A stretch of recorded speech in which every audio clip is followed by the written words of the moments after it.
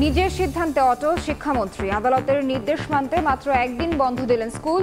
২রা মের পর তাপমাত্রা অনুযায়ী জেলা ভিত্তিক সিদ্ধান্ত। গরমে যে স্কুল খোলা, এখানে তো আমরা পড়তেই পারতেছি না, তো স্কুল খোলা রেখে লাভ কি? কারেন্ট থাকে না, যেটাতে আরো রুম আমাদের অন্ধকার থাকে, ওদের কারণে আমার ক্লাসরুমটা অনেক হিট হয়ে থাকে, গা ঘেমে যায়, শরীর দুর্বল হয়। আদেশে কি বলা হয়েছে সেটা কিন্তু এখন পর্যন্ত আমরা জানি না। শিক্ষা কার্যক্রম পরিচালনার জন্য যতদিনের প্রয়োজন সেটা অর্জন করার জন্য যদি শুক্রবার খোলা রাখতে হয়, আমাকে খোলা রাখতে হবে। যশোরে দেশের ইতিহাসে দ্বিতীয় সর্বোচ্চ তাপমাত্রা ৪৩.৮ ডিগ্রি সেলসিয়াস। সারা বাংলাদেশে একক হিসেবে তাপপ্রবাহের যে এই বিস্তার তা ইতিপূর্বে কখনো ঘটেনি। সিলেট, মৌলভীবাজার ও নেত্রকোনায় স্বস্তির বৃষ্টি।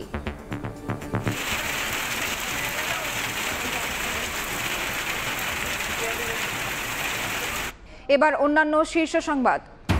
চট্টগ্রামে কালুরঘাটের সেতুতে লাইটারেজ জাহাজের ধাক্কা, রেলিং ক্ষতিগ্রস্ত, বেঁকে গেছে গার্ডার, ভেঙে গেছে জাহাজের কিছু অংশ, তীব্র স্রোত ও বাতাসে ভেসে দুর্ঘটনা। হজ যাত্রীদের ভিসা আবেদনের সময় বাড়ল ৭ মে পর্যন্ত। বাড়ি ভাড়া জটিলতায় ভিসা আবেদন করতে পারেনি দেশের ৭৫ থেকে ৮০% যাত্রী। ৯ মে প্রথম হজ ফ্লাইট। কায়সার কামালের কাছে দুঃখ প্রকাশ করে ফোরামে ফিরলেন ব্যারিস্টার খোকন। তারেক রহমানের সম্মতিতে সিদ্ধান্ত বিএনপির আইনজীবীদের, দায়িত্বশীল আচরণ প্রত্যাশা। ২ মাসের নিষেধাজ্ঞা শেষে মধ্যরাতে নদীতে নামতে প্রস্তুত জেলেরা। সরব হচ্ছে সব ঘাট, প্রচুর ইলিশ ধরা পড়বে আশা মৎস্য বিভাগের।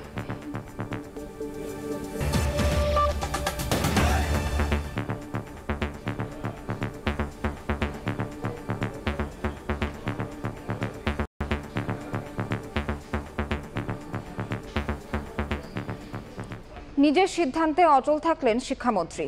আদালতের নির্দেশ মানতে মাত্র একদিন বন্ধ দিলেন স্কুল। ২রা মে পর্যন্ত প্রাথমিক ও মাধ্যমিক পর্যায়ের স্কুল ও মাদ্রাসা বন্ধ থাকবে। ২রা মের পর তাপমাত্রা অনুযায়ী জেলা ভিত্তিক সিদ্ধান্ত নেওয়া হবে বলে জানান মন্ত্রী। এছাড়া পরে শুক্র ও শনিবার স্কুল খোলা রেখে ক্লাস সমন্বয় করা হবে।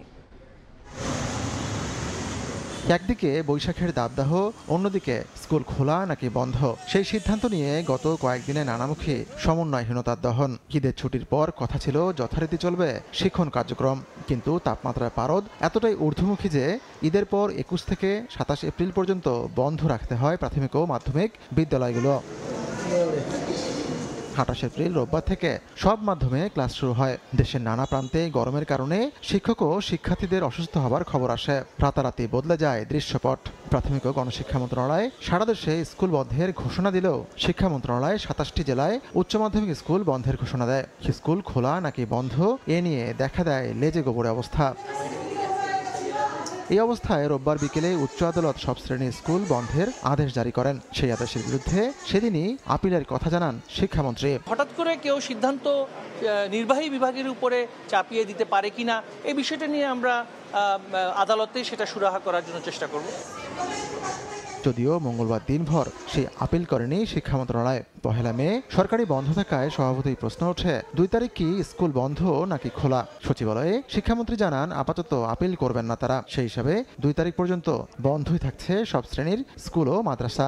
এই বিষয়টি নিয়ে আমি আমাদের অ্যাটর্নি জেনারেল মহোদয়ের সাথেও আমি কিছুটা সংক্ষিপ্ত আলোচনা করেছি। সেই আদেশে কি বলা হয়েছে সেটা কিন্তু এখন পর্যন্ত আমরা জানি না। আমাদের সর্বোচ্চ আদালতের প্রতি আমাদের যথাযথ সম্মান আছে এবং আমরা সেই সম্মান প্রদর্শনপূর্বকই আমাদের অভিমতটা তো আমরা অবশ্যই প্রকাশ করতে পারি, এবং সেই অভিমতটা হচ্ছে নির্বাহী বিভাগের, যেটা একান্তই নির্বাহী এখতিয়ার। মন্ত্রী আরও বলেন এই ঘাটতি পুষিয়ে নিতে ভবিষ্যতে শুক্র এমনকি শনিবারে চলবে শিক্ষণ কার্যক্রম। পাশাপাশি তার মতে ২ তারিখের পর যদি স্কুল বন্ধ করতে হয় তবে আবহাওয়া বুঝে জেলাভিত্তিক সিদ্ধান্ত নেওয়া হবে।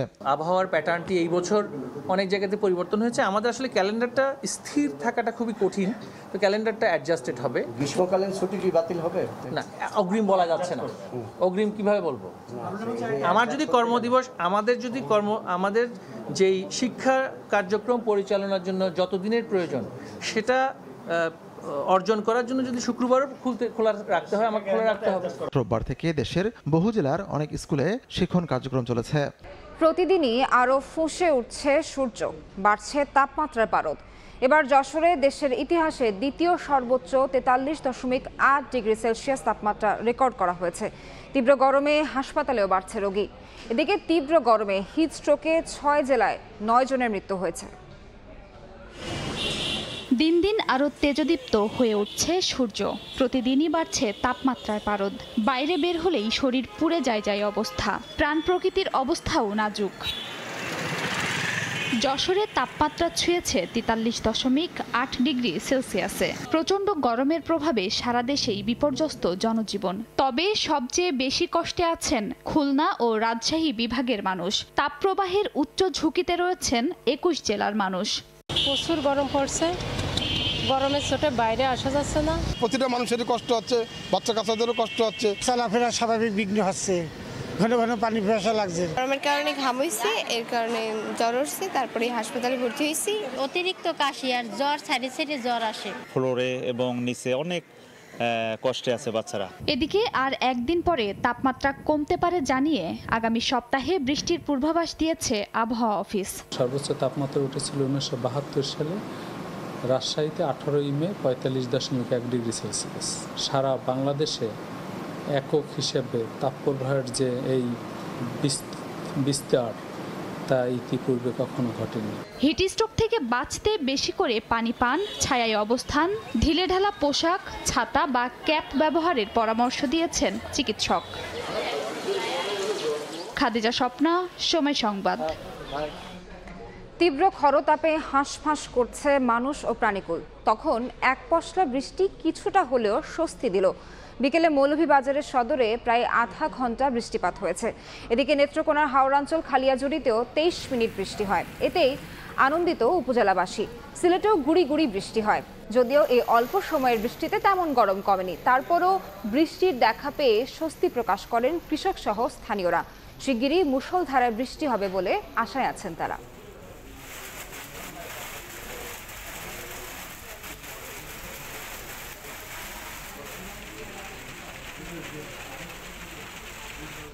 গণভবনে আওয়ামী লীগের কেন্দ্রীয় কার্যনির্বাহী সংসদের সভায় সূচনা বক্তব্য রাখছেন দলীয় সভাপতি শেখ হাসিনা। সরাসরি যাচ্ছি সেখানে। একটি প্রদেশ, শোষিত বঞ্চিত মানুষ, যুদ্ধে ধ্বংসপ্রাপ্ত একটি দেশ, রিজার্ভ মানি নেই, কারেন্সি নোট নেই, 1 বছর কোনো ফসল হয়নি, গোলায় শূন্য, তার উপর গণহত্যা এবং লুটপাট, অগ্নিসংযোগ, ধর্ষণে সারা দেশ ক্ষতবিক্ষত।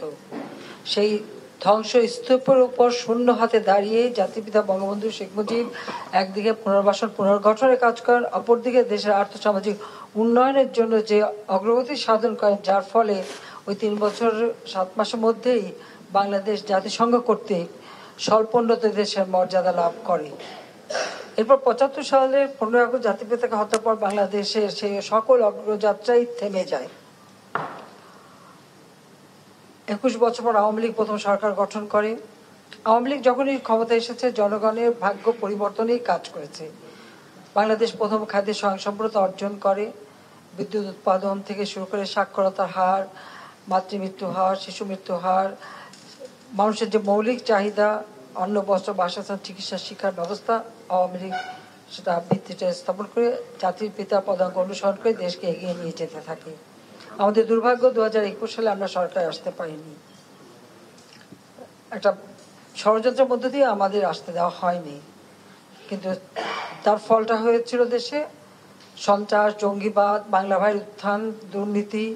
বারবার বাংলাদেশ বিশ্বের দরবারে হেয় প্রতিপন্ন হয়েছে দুর্নীতিগ্রস্ত দেশ বলে। এবং আমাদের অগণিত নেতাকর্মীর উপর যে অকথ্য অত্যাচার নির্যাতন হয়েছে সেটাও মানে ভোলার না। এবং বিএনপি জামাতের দুঃশাসনের ফলেই দেশে ইমার্জেন্সি ঘোষণা হয়। আর সেই ইমার্জেন্সি সরকার আসার পরে প্রথম দিকে খুব ভালো কথা বললেও তারপরেও তারা আবার ক্ষমতাকে কুক্ষিগত করে রাখার চেষ্টা করে। সেখানেও দেশের মানুষ বসে থাকেনি। আমাদের ছাত্র, শিক্ষক, আমাদের দল নেতা কর্মী তারা কাজ করেছে। এমনকি আমাকে গ্রেপ্তার করার পর আমাদের আওয়ামী লীগ এবং অন্যান্য সহযোগী সংগঠন মিলে 15 দিনের মধ্যে বোধহয় 25 লক্ষ সিগনেচার সংগ্রহ করে সেই তত্ত্বাবধায়ক সরকারের হাতে দেওয়া হয়। অথচ আমার বিরুদ্ধে খালেদা জিয়া ক্ষমতা আসার পর প্রায় 1 ডজন মামলা দেয়। আর তত্ত্বাবধায়ক সরকার এসে আরও 5-6টা মামলা দেয়। আমার প্রত্যেকটা মামলা কিন্তু তদন্ত করে রিপোর্ট আমি নিয়েছি, কোনো মামলা প্রত্যাহার না। আমার বিরুদ্ধে যত মামলা হয়েছে সব মামলা তদন্ত করে রিপোর্ট নিয়ে কোর্টের দ্বারাই কিন্তু সমস্ত মামলাই বাতিল হয়ে গেছে। এখানে আমরা সরকার থেকে কোনো মামলা প্রত্যাহার করিনি। তার কারণ আমাদের সততার উপর আমাদের একটা বিশ্বাস আছে। আমরা দেশের মানুষের কল্যাণে কাজ করতে চাই, দেশকে এগিয়ে নিয়ে যেতে চাই। আমরা নিজস্ব অর্থায়নে পদ্মা সেতু নির্মাণ করেছি, এটা একটা আমাদের জন্য বড় চ্যালেঞ্জ ছিল। একবার আন্তর্জাতিক পর্যায়ে দুর্নীতির অভিযোগ আনা হয়েছিল, আমি চ্যালেঞ্জ দিয়েছিলাম এবং আমার ঘোষণা ছিল নিজস্ব অর্থায়নে পদ্মা সেতু নির্মাণ করব। আমরা তা করেছি।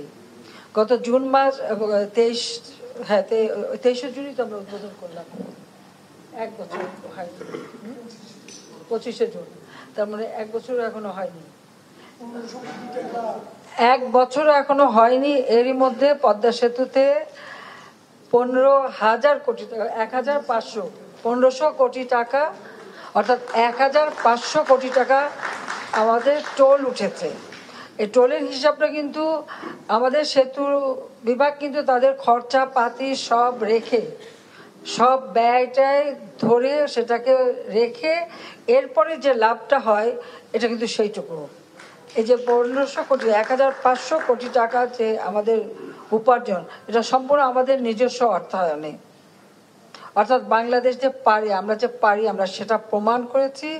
7ই মার্চের ভাষণে জাতির পিতা বলেছিলেন কেউ দাবায় রাখতে পারবে না, তো বাঙালিকে কেউ দাবায় রাখতে পারবে না, এটাই আমরা প্রমাণ করেছি বিশ্ব দরবারে, যা বাংলাদেশের ভাবমূর্তি উজ্জ্বল হয়েছে। আমাদের দুর্ভাগ্য যে আমাদের দেশের কিছু, আমি বলবো যে রাজনৈতিক দেউলিয়াত্মপন্ন যারা একেবারে রাজনৈতিকভাবে দেউলিয়া, এদের কিছু বক্তব্য, আর আমাদের দেশে কিছু আছে বুদ্ধি বেঁচে জীবিকা নির্বাহ করে যাহারা, সেই তথাকথিত বুদ্ধিজীবী, অনবরত তারা বাংলাদেশের বিরুদ্ধে গিবাদ গাচ্ছে এবং বাংলাদেশের বিরুদ্ধে অপপ্রচার চালাচ্ছে।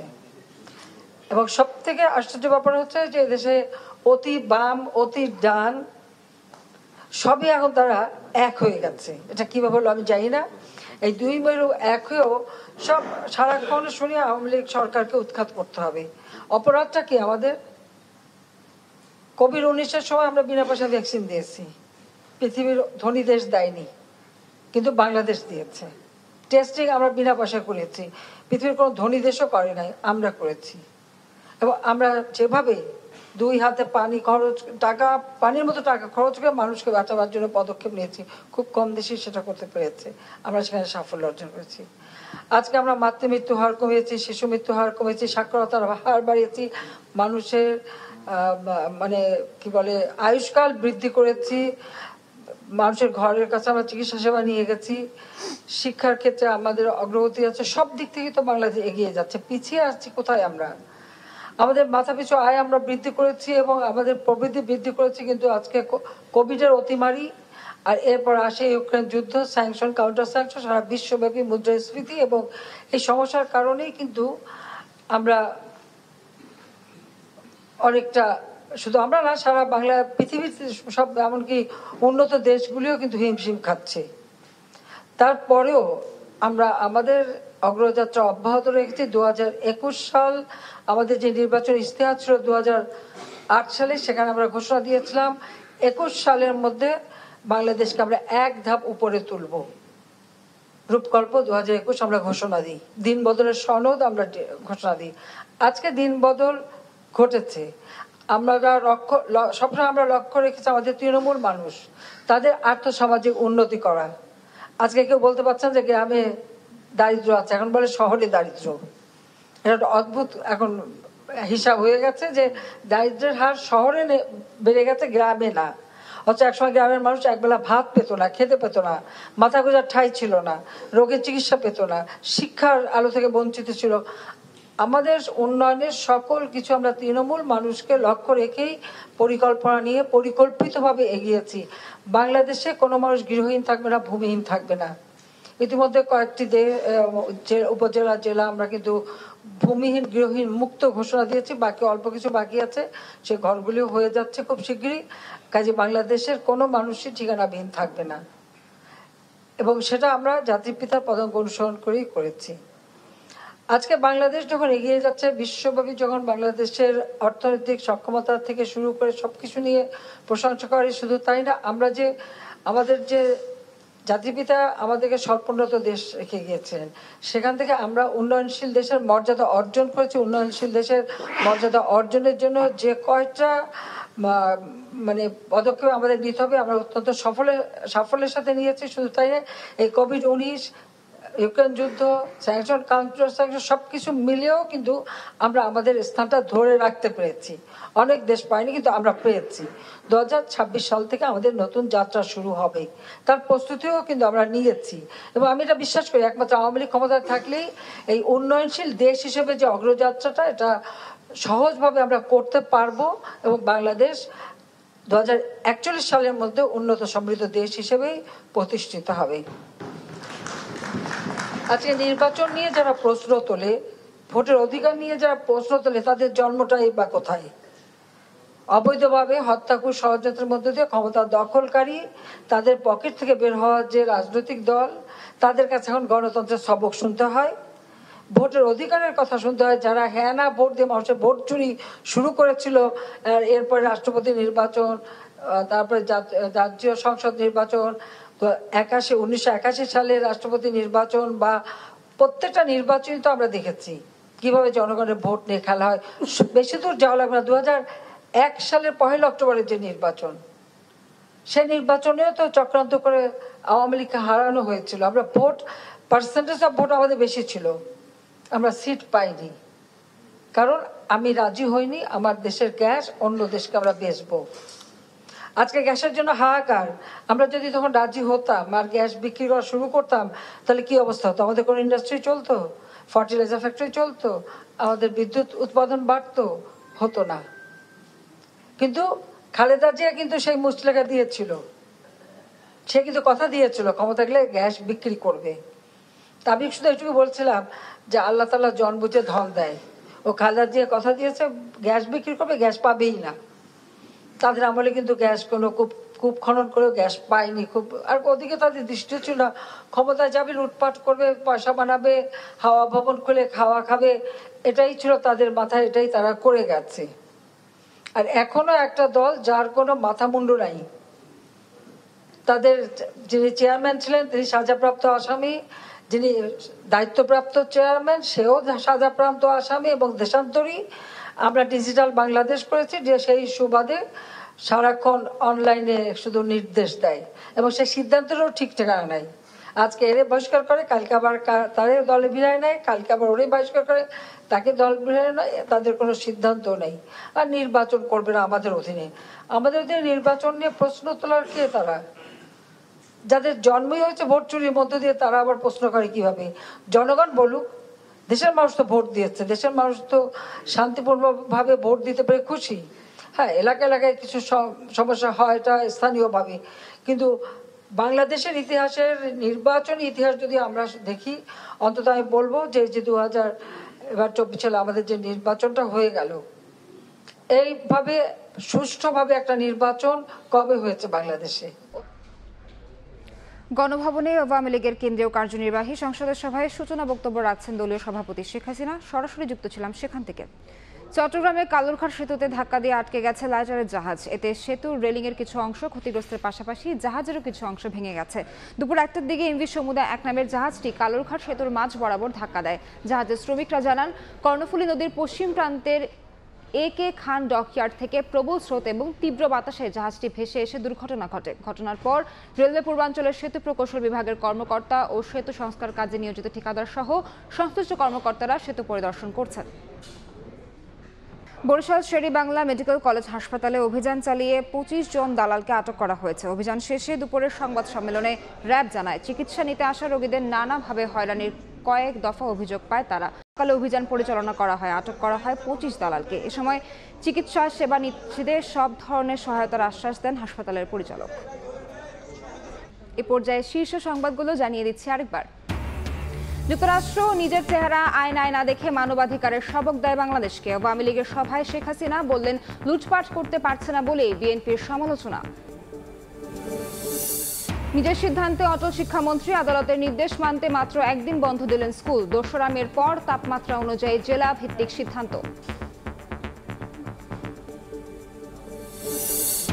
এবং চট্টগ্রামে কালুরঘাট সেতুতে লাইটারের জাহাজের ধাক্কা, রেলিং ক্ষতিগ্রস্ত, বেঁকে গেছে গার্ডার, ভেঙে গেছে জাহাজের কিছু অংশ, তীব্র স্রোত ও বাতাসে ভেসে দুর্ঘটনা।